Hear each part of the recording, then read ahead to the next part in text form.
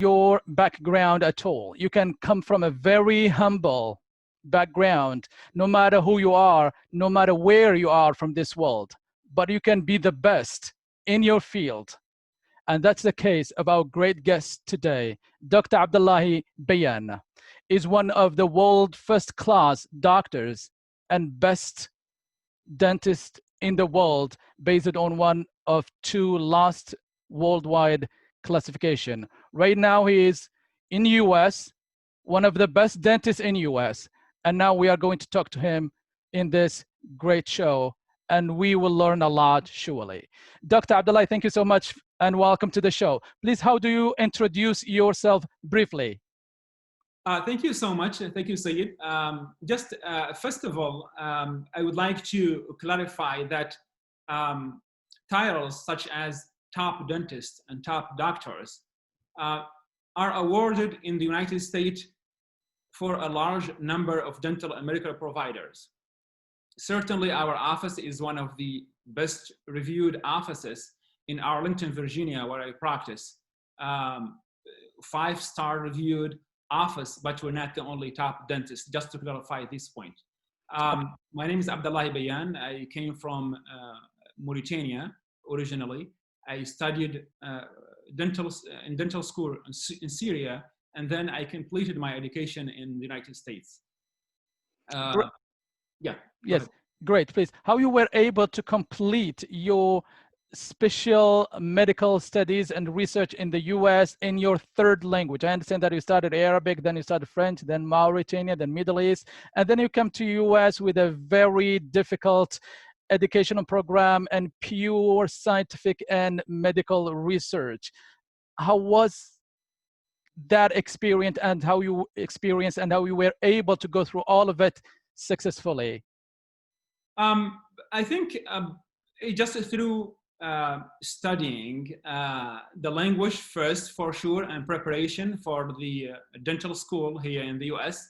And if there is any success in this journey, I would say probably due to the fact that I always maintain a very positive learning attitude and always try to push the limits and work diligently, and always ready as well to work diligently to achieve those goals. And through that, and through hard work and perseverance, I was able to succeed in entering one of the best dental schools here in the US and graduating from that program. And how you were able to do it? Tell me like something like daily life in this difficult struggle, not only at the linguistic level, but academic level, social level, cultural shock, all of this together. You are coming from nowhere and you want to be one of the best in your medical school. For sure, it took a lot of effort. First of all, as I said, is that the major concern and the major problem that I faced here when I first came to the US, it's the language. I studied, as you probably know, that dental schools in Syria are very dental schools academically. But the major concern that I had was the language. I was also happened to have a very successful or somewhat successful educational journey in Syria. I was able to achieve the academic or the best academic award for education in Syria 3 years in a row. So the major issue that I had was the language, and as soon as I passed that barrier, I was able to enter school and successfully enter the profession without no problem. All right, thank you so much. So that's great. So you came with your expertise and you were prepared, and you know that you want to be the best, and you have that program and you worked on it hard with your perseverance, with your background. Even in a different country, you were able to make it, and the only barrier was the linguistic that you were able to overcome. All right, that's great. Do you think that you were able to succeed up to this level if you were not in the US, taking into account the academic distinctiveness and the advanced technology used as well? I mean, success is a relative term. Again, very So, modest. Thank you so much. It's like the beginning. You don't want to be the top. You don't want to be very successful, and no, you are both. I have many, what I consider many successful colleagues in Mauritania.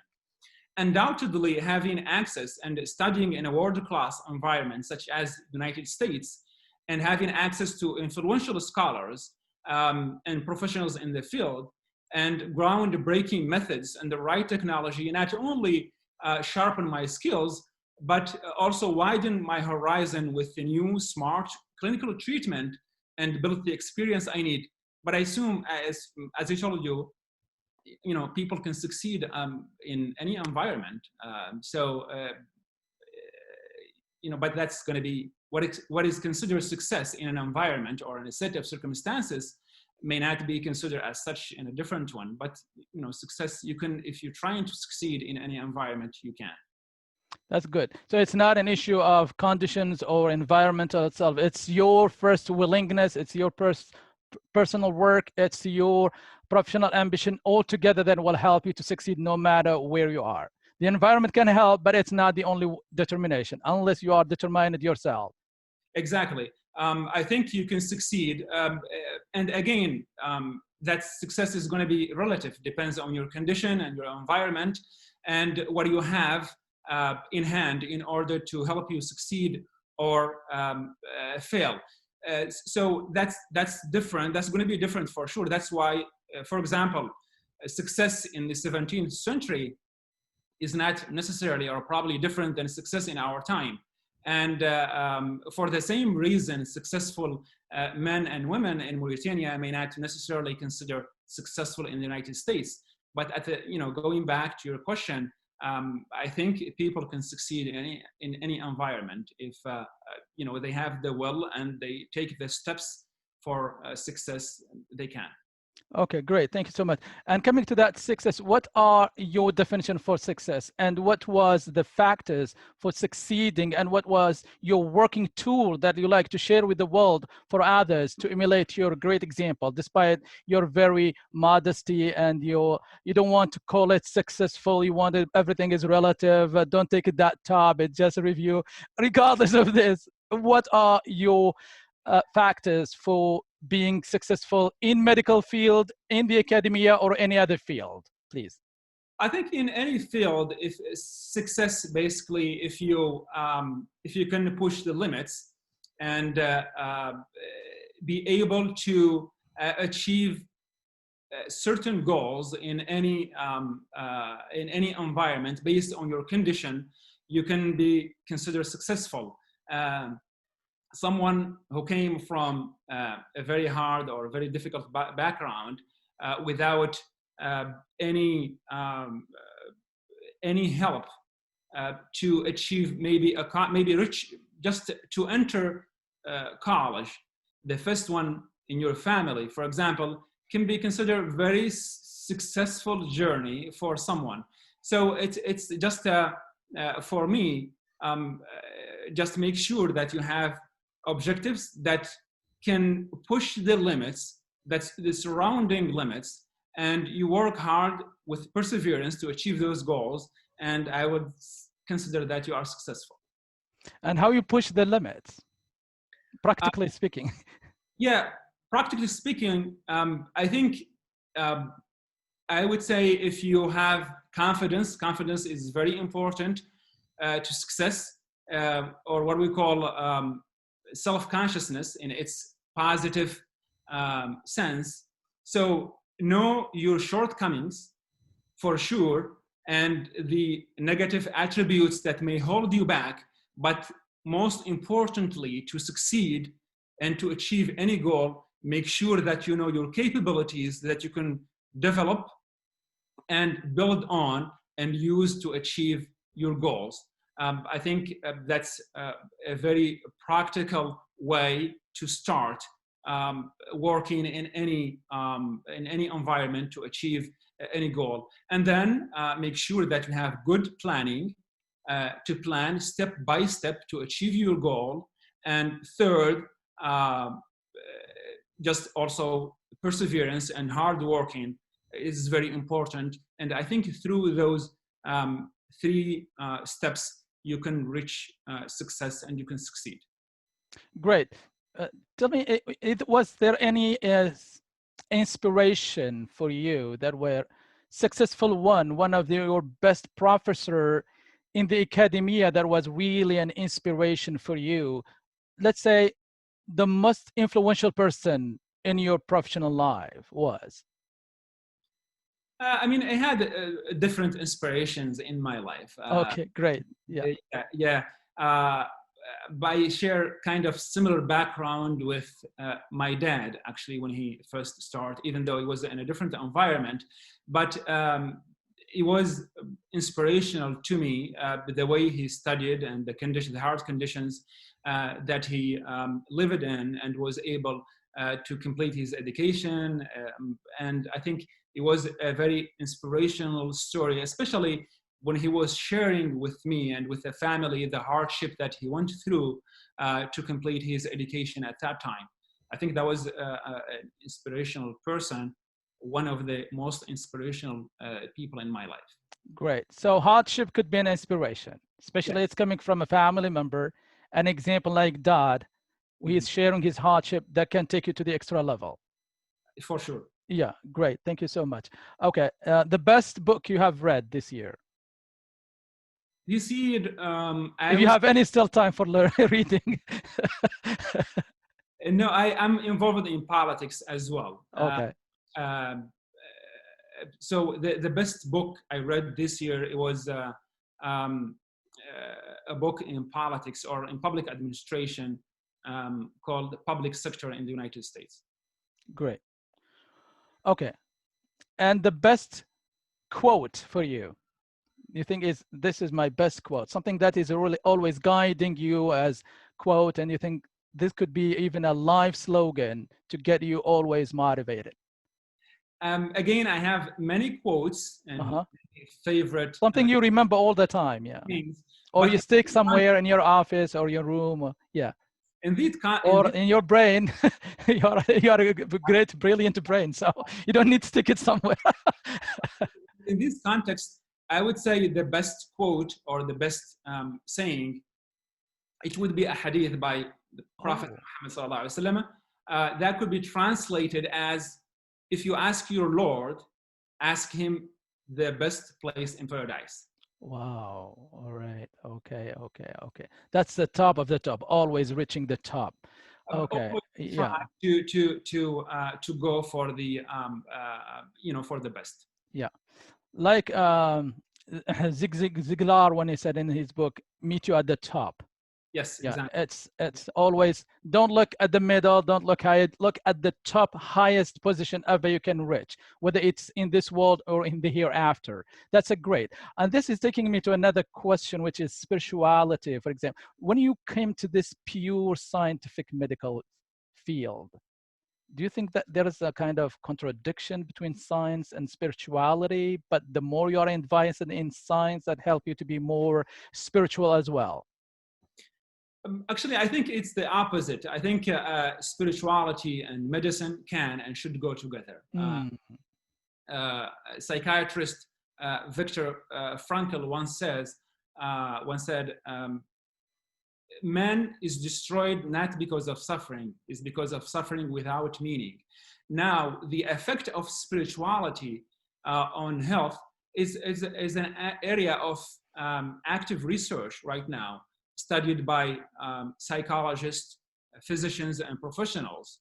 And the connection between spirituality and medicine is there in many areas, in morality, coping, and recovery. So it's not actually contradiction. Is the opposite. Is a partnership in patient care for patient's soul and body. It's an area that's really well connected, and the necessity that established scientifically right now. Thank you so much. And this can take me to something else, the importance of belief. And what you said, the research right now, they call it, for example, placebo effect. It's what you believe, whatever, no matter. And some of the the coaches call it the mental dialogue. It's all about the belief we have in the brain or mind or whatever you want to call it, or heart or deep spirit or whatever, deep inner voice. That whole belief can change the human being positively and negatively, up to the point that any change should be a very successful one has to be from inside the person first. And it all depends on your belief, Exactly. positively or negatively. Exactly. So I know this. That's also affect another area, which is personal development. Mm-hmm. And personal transformation, and what so-called radical personal transformation. Mm-hmm. All of that is connected, I think, to the mindset. So we are born and raised with certain attributes and traits that either um, uh, motivate us to reach our goals or hold us back and drive us to failure.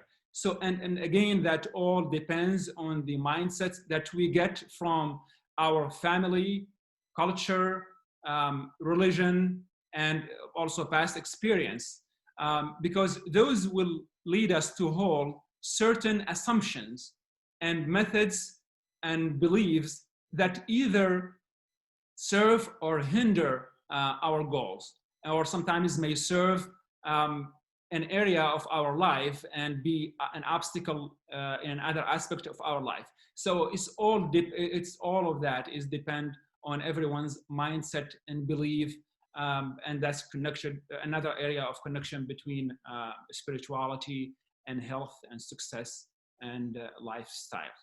Okay. To build on that personal transformational development, what could be really motivating this younger generation to be the best ever they can, based on your huge successful experience that you don't want to talk to us huge, you call it relative? Yes. So what's important, again, to transform or transform yourself, either in your career, finances, personal relationships, or health and lifestyle. You just need to start, in my opinion, by shifting your mindset first, because you can achieve some success or some changes in your life if you discipline yourself. But in order for those changes and those results to be sustainable for long term, I think you have to start by shifting your mindsets and beliefs. Again, oftentimes success is not because of what we do. It's more importantly because of what we believe about what we do. So Ah, just in my opinion, make sure that that you are ready to make that shift, change any environment that may hold you back, and through after that, through confidence, creativity, and perseverance, you will be able to transform yourself. You'll be able to reach a successful goal that you are looking for, or to achieve any objectives in this life. great. And this will take me to happiness. For example, they say for you to be happy, you need to help others. The more you are helping others, the more it comes to your own personal satisfaction. And as you are in politics too, as a great scientist, doctor, academicians, and so on, with a special interest in politics, one of your latest reading were in politics too. In this sense, socially speaking, how do you get back to the community as expert in your field? How do you help the community around within US, in Africa, anywhere? Because Yeah, at certain moment you say, I want to succeed, you did. After that, you say, I want to make it for family, you did. After that moment, you say, should I come back to my community or the rest of the humanity at large? How you go about those lines of helping others to be developed as you help yourself? yeah, definitely. We are very involved in the community where we practice here in the United States. We organize free days for treatment. On right now, this year probably we did not have that because of coronavirus. But at the same time, right now we just conducted a week um, that we use a part of our production for that week to be donated to one of the organizations that helping research in breast cancer, and we organized other events like Lebanon. Last time they issued that the explosion in Lebanon this summer, the office here also was contributing to that catastrophic event that took place, unfortunately. And when I go back home to Mauritania, also I tend to participate with other friend of mine organizing free treatment in Mauritania in the most needy areas. In 2014, I was lucky to get an opportunity to travel for 1 week for the refugee camp between Turkey and Syria to help refugees as well there. So the office and me, myself, we are very engaged in community services and trying to give back to the community. Great. And how do you feel about the fact that you are the first Mauritanian to open a medical center in Virginia in your field? I mean, how come the whole struggle, the idea, this is huge? I mean, it's for sure. I was definitely, it was a goal that was achieved, and I was really glad that I was able to make it. It's not something beyond the reach of anyone who can work. I mean, anyone in the field who work hard and try to achieve similar goal. I think it will be doable. I always as simple as that. I like the way you simplify it. It's an imagination, it is impossible mission, and say, okay, anyone can do it. No, I mean, I like that. Like, as I said, your positive capabilities, those really important, again, as I said, in achieving any goal. So don't be too ambitious or set a plan or a goal that would be unrealistic to achieve. But at the same time, don't belittle yourself. You're not going to reach any goal without building on your own capabilities and your own attributes, and you develop those. And I think you can, if you work hard, you can with no problem. Okay, so to make the best use of your time, it's short. I know that you are busy. You, as one of the best dentists in the world, what could be a brief tips for dentist health for those who are following us to learn from this lesson? For example, I understand as general education that it's good to brush your teeth before going to bed or when you wake up in the morning. I don't know whether it is good before breakfast or after breakfast. And general education says it's good to go to the dentist every 6 months too, just for prevention if there is no problem. Of course, if there's a problem, that's another issue. Generally speaking, what it could be brief for someone following us to have a good free consultation, to have a good dentist health, generally speaking, yes. Quick tips, 1, 2, 3, yeah. First of all, I think one of the world best dentists, I think, an overstretch in my case. But anyway, again, we'll come to that. Going back to your question. Yes, thank you. So I think the general recommendations, as you stated, with the preventative care, making sure that you visit your dentist. If you are able to visit your dentist every 6 months, make sure you do your recommendations at home, which is brushing twice a day. Usually after your meal, it's always better than before, because then you will have clean environment, oral environment after you brush your teeth. So that would be better after your meal. At night, make sure you do that the last thing you do before going to bed. And flossing once a day, it's always a key, and it's very important. And for those in developing countries who may not have access to dental care, or may not have easy access to dental care, I think visiting your dentist once a year at least will be really important. And I know some of us, especially if I'm talking about people in developing countries, uh, may not have the luxury of going to their dentist of the family while they are growing, but at least make sure if you're there watching, make sure your sons and daughters, your kids, they have that now. They can for sure.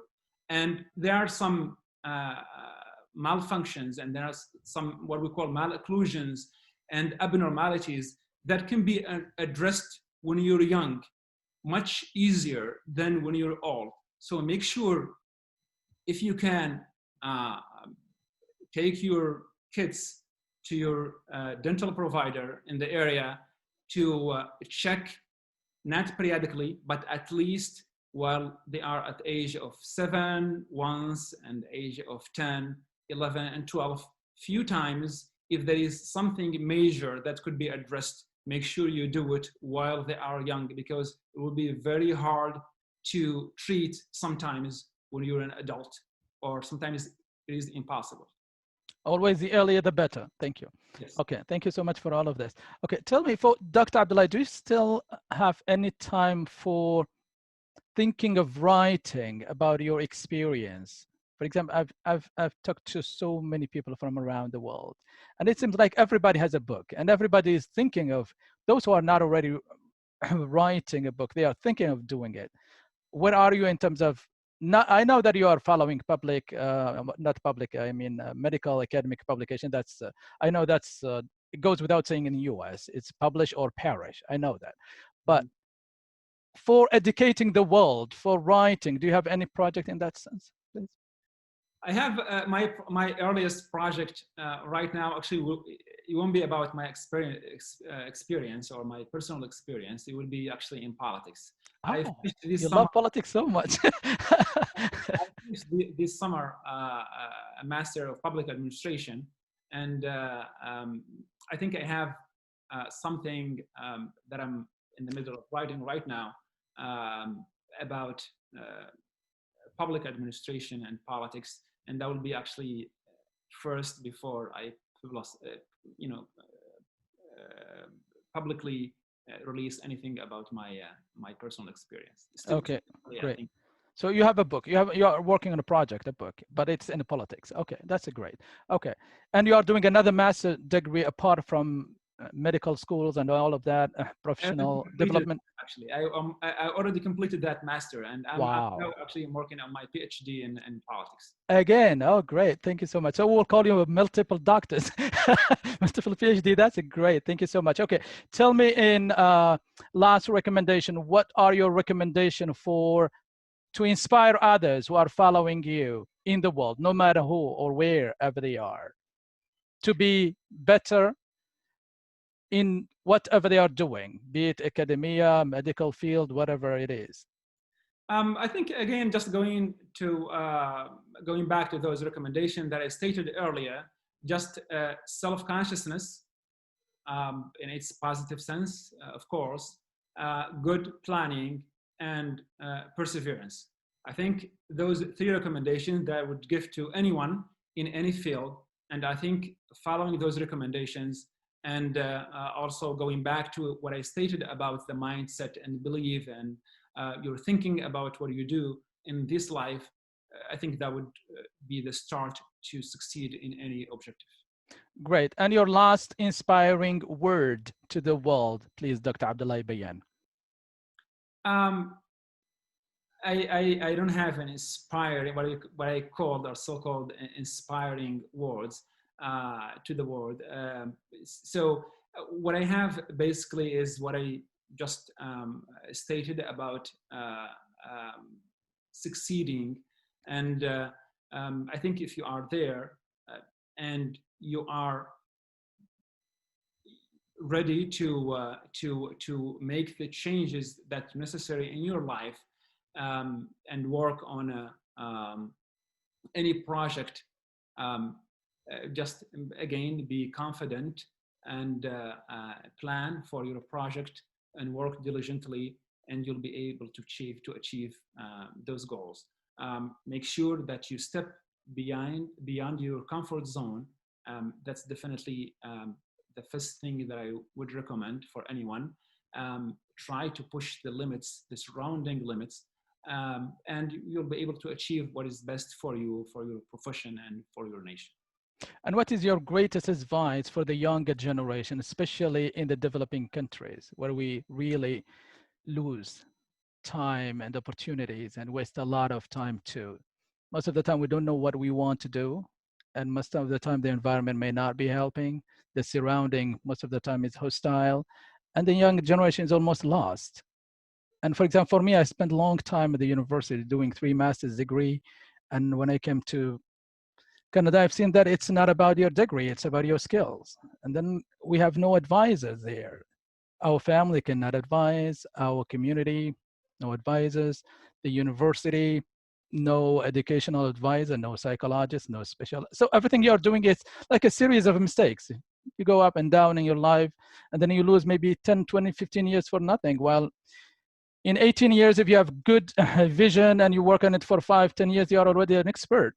In 25, 30 years, you're an expert. In Mauritania. So in the third world in general, what is the best advice we can give to the younger generation to avoid all these kind of mistakes and be really better as early as possible? I think just seek the advice. As you stated, one of the issues that you stated you had in the university, and most of us had as well in our life, is just the lack of advice. As you said, there is no institutions that can provide public, advice to the general public, or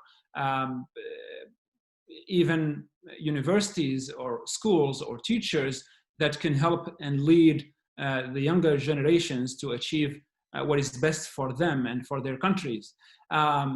So just try as early as you can to seek advice from people with experience from different fields, the area where you want to specialize, the area that interests you the most. Make sure you seek their advices, and also at the same time, again, I can't emphasize more, enough the importance of just making sure that you are yourself.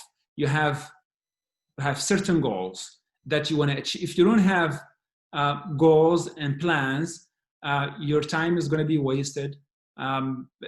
Most of those people, you will find them saying, how can I spend my time? I lose a lot of time. The problem that you are losing your time or your life is basically your age in your life. It's just because you don't have plans. Just make sure, seek advice, work hard, have good plans, be confident, and that will be, I think, the best thing to do, at least in our environment. That's not helping most of the time. Thank you so much, Dr. Abdellahi Al-Bayan, for all of this. I understand the importance of planning and goal setting, but most of the time we plan very little. And if we plan, we do something else that was not on the plan, if we are good, lucky enough. Or the other issue is always procrastination, saying, let me put it up to tomorrow, and then tomorrow will never come. And then laziness too, which is naturally a part of the surrounding environment. How we can go about all of this: procrastination, lack of determination, laziness, all of this, to go to real performance with a clear vision and the planning, as you said. How to switch from this to that, please? Practically speaking, yes. Yeah. First, again, that also will lead back to what I said about mindset. Mm-hmm. The problem that the way we are raised and the culture, the surrounding culture, and the past experiences, those will lead us to hold some assumptions and beliefs and methods, the ways we approach things. All of those because of the mindset we have. So we can't really transform yourself or make sure that you do things differently unless you start by shifting and making sure that you change that mindset. Again, as I said, you can, if you discipline yourself, you can achieve some changes.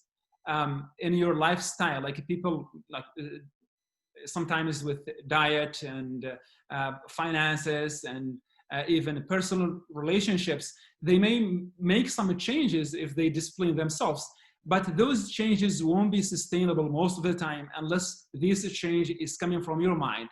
If you change that mindset, you'll be able you will be able for sure to perfectly utilize your time, better use your relationships and the plans you have to be implemented and to be successful in the future. So I think that's the key. That's great. So how to do that shifting to replace the bad habit and replace them by the best one? Exactly. It's about that shifting, but how to go about that shifting, about that mind setting, from transforming it from the negativity to the positivity in your everyday life. Yeah, exactly. That's again, it depends on everyone's. Everyone is different. As I said, some of those beliefs and methods that we have, they may serve us in part of our lives, but also maybe an obstacle. So if you have an issue with putting off your plans, or not having enough time, or wasting a lot of time, all of those are issues that can be addressed specifically based on the way they are. I think you just start first, diagnose the issue that you have, which one of those beliefs or assumptions that you have that's holding you back, or even the environment. Sometimes just the environment, the surrounding environment is holding you back from changing or from achieving your goals. So when you identify first the issue that you have in your life, then you can make changes based on that, if you can, because sometimes that's not doable all the time. Or will be very, very hard for some people. Thank you so much, Dr. Abdellahi Al-Bayan, for all this brilliant presentations, and thank you so much for your timing and saying that you are very busy. You are the first Mauritanian opening a medical center in Virginia, USA. Thanks for all your advice. Thanks for your sharing your expertise with the world in this show, World Talent. Until we meet again, wishing you the very best you wish for yourself. Thank you so much. You're welcome. Pleasure. Anytime. Thank you.